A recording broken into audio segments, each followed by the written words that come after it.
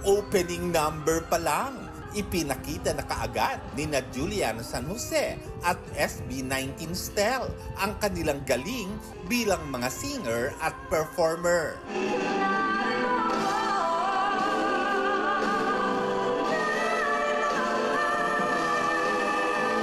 Sold out ang dalawang gabing concert ni na Julian at Stel na ang ating tinig.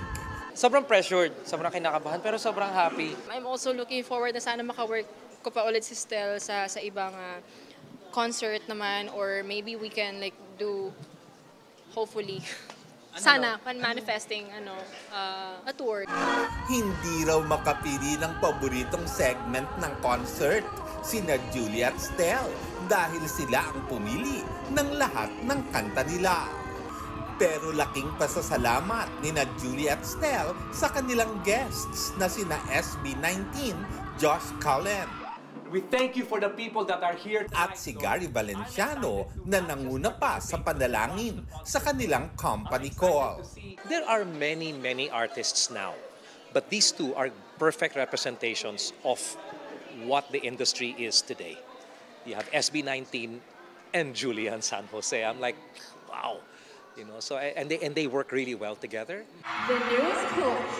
Sa unang gabi ng concert, ipinakilala ni na Julian at Stel si SB19 Pablo bilang coach ng The Voice Kids.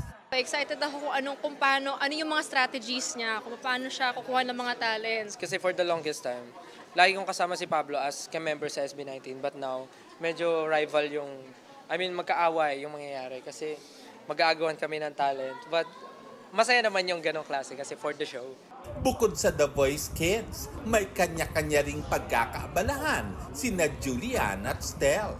Ipapalabas na sa mga sinihan simula August 28 ang kanilang docu-movie na pagtatag The Documentary.